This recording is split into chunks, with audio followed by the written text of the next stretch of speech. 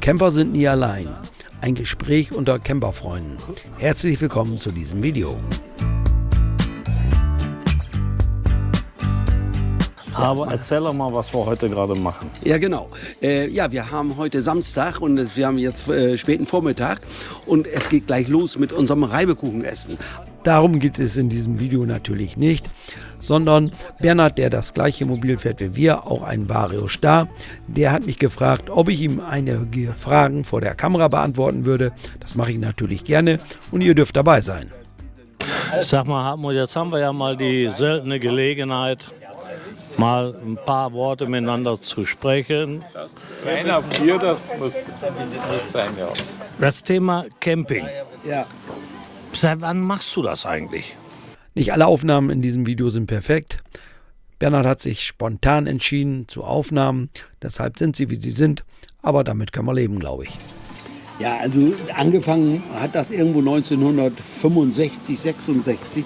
Da bin ich das erste Mal mit meinen Eltern mit einem VW Käfer mit einem Zelt an die Mosel gefahren.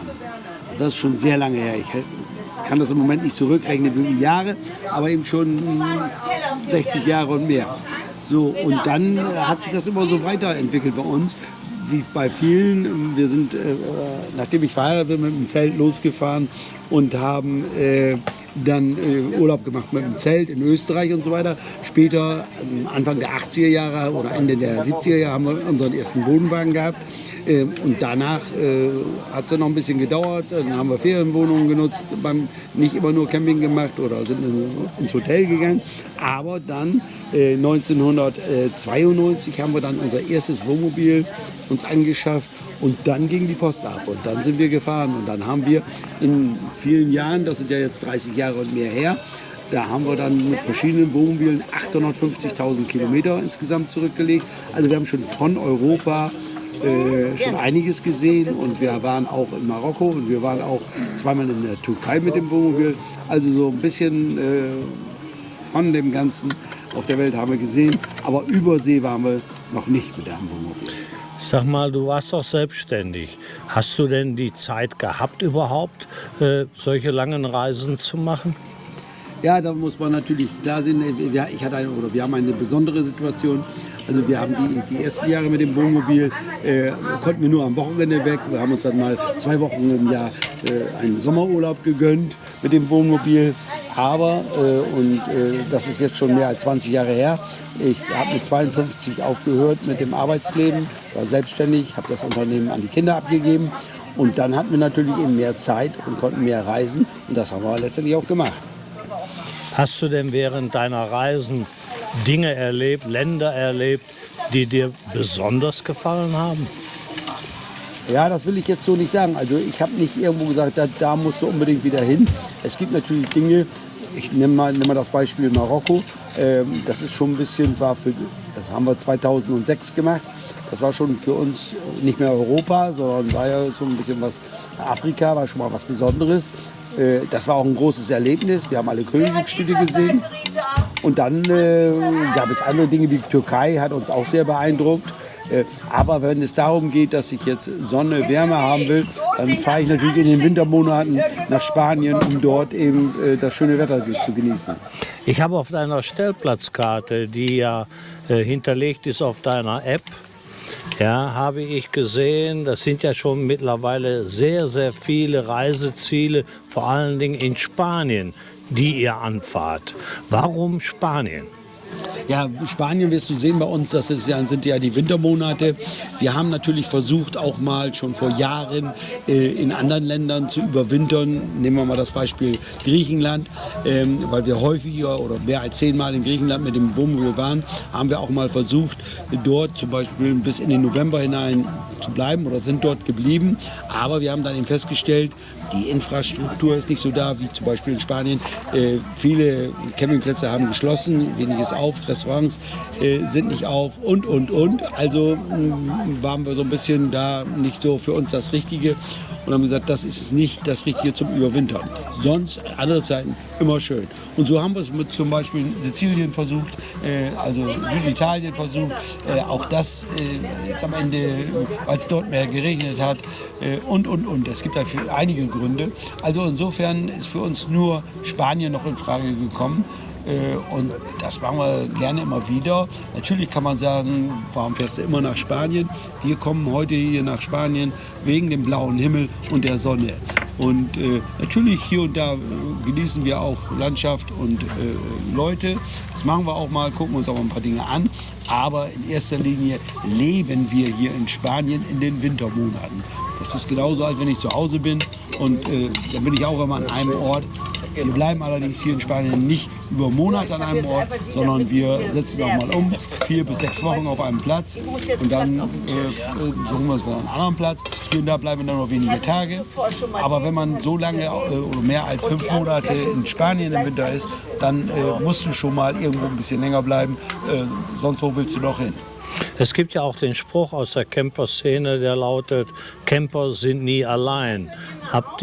Könnt ihr das bestätigen? Das ist natürlich vollkommen richtig und ich denke auch, dass das vielleicht uns hilft, auch ein bisschen älter zu werden. Ganz einfach, weil wir viele Kontakte haben. Nicht nur wir, sondern allgemein die Camper. Wenn du hier über den Platz gehst, das wissen alle, die Camper sind, da, hallo hier, hallo da. Man unterhält sich. Während wenn du zu Hause bist, dann sitzt du in deiner Wohnung oder in deinem Haus, da fährst du vielleicht mal einkaufen. Und und dann gehst du mal zu den Kindern oder irgendwann besuchst du auch mal Freunde, aber das natürlich nicht jeden Tag. Und hier hast du jeden Tag, lernst du neue Leute kennen, du sitzt wie wir hier heute zusammen und trinkst was, isst was gemeinsam, hast viele Kontakte und ja, das glaube ich ist eigentlich nicht schädlich, hätte ich mal gesagt, ist eigentlich förderlich für das Leben und für die Gesundheit und für das Gesamte, dass du auch ein bisschen älter werden wirst. Also ich musste ja mal ein Kompliment machen. Wir sind ja in einer ähnlichen Altersgruppe und für dein Alter Kompliment. Du machst ja einen sehr fitten Eindruck, aber es wird ja eventuell auch mal die Zeit kommen, dass du vielleicht, sagen wir mal, nicht mehr alleine mit dem Reisemobil mit deiner Frau fahren kannst. Wie könntest du dir vorstellen, dass dann die Zeit wäre, wie ihr euren Winter verbringt?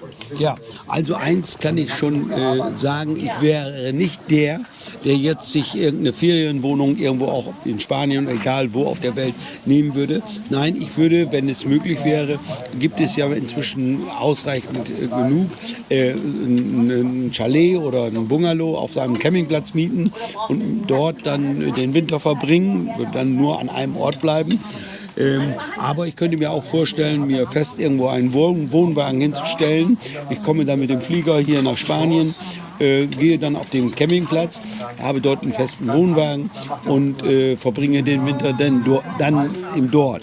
Weil einfach diese Geschichte Campingplatz oder Camping allgemein ist eben sehr kommunikativ. Das heißt, ich sehe jeden Tag andere Menschen und erlebe das immer und finde, wie viele Menschen ich mittlerweile kenne, die erheblich, ich bin jetzt 73 Jahre alt, die erheblich älter sind als ich. Das heißt also über 80, 88-jährige Leute. Und wenn ich dann so sehe, wie sie das genießen hier in Spanien unter der Sonne und dann hier leben und aufblühen, das finde ich schon gut. Und dann denke ich, das kann auch nur für mich richtig sein.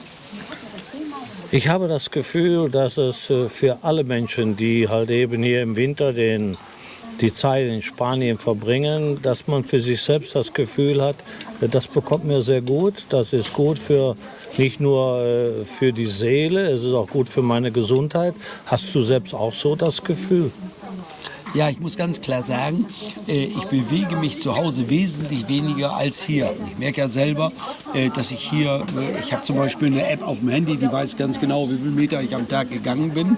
Und ich bin hier nicht weit vom Meer entfernt, zum Strand. Ich gehe jeden Tag mindestens eine halbe Stunde mehr am Strand entlang, bewege mich und halte das für gut. Habe auch die gute frische Luft. die ich vielleicht nicht immer überall habe, habe ich hier, weil ich direkt auch am Meer bin. Also von daher meine ich, tue ich auch ein bisschen was für die Gesundheit hier, was ich so zu Hause nicht hätte. Eine abschließende Frage. Nun bereist du ja, oder ihr bereist ja Spanien schon seit Jahren. Hast du in der Zeit Freundschaften schließen können mit Spaniern? Ja, eher weniger, muss ich ganz ehrlich sagen. Das ist aber bedingt dadurch, dass wir kaum Spanisch sprechen. Das hat sich mit dem Spanisch einfach, das ist traurig, aber hat sich einfach so ergeben, als wir 1992 das erste Mal hier nach Spanien gefahren sind. Da kommen wir auf einem Campingplatz, da sprach man überall perfekt Deutsch. Wir gingen ins Restaurant, man sprach Deutsch. Die Kellner, alle, die uns bedient haben und so weiter. Also dann hast du gar nicht irgendwo das Gefühl gehabt, du musst jetzt Spanisch lernen, um hier leben zu können. Und natürlich hatten sich gewisse Verbindungen in den Jahren hier ergeben. Ich habe hier zum Beispiel zu einigen Betreibern von Stell- und Campingplätzen gute Beziehungen. Also insofern haben wir schon, will ich sagen, Freundschaften, aber eben gute Bekanntschaften und auch mit Leuten, wo man sich häufiger trifft und auch mal spricht. Spanien ist natürlich auch gerade in diesem Jahr, was das Wetter anbelangt, wieder eine absolute positive Ausnahme. Also wir genießen ja alle dieses strahlende Wetter und jetzt, wo wir sitzen, die Zuschauer sehen im Hintergrund diesen strahlend blauen Himmel. Wir haben hier eine sehr, sehr schöne Atmosphäre an einem Sonntagnachmittag.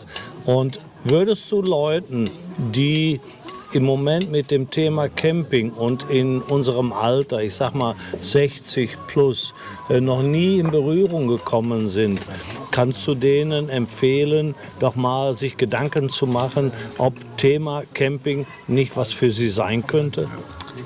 Ja gut, ungern gebe ich Empfehlungen aus. Ich denke immer, jeder muss nach seiner Fasson glücklich werden. Du weißt ja, so haben wir uns ja auch letztendlich kennengelernt, dass ich einen Kanal bei YouTube habe und über Reisen berichte.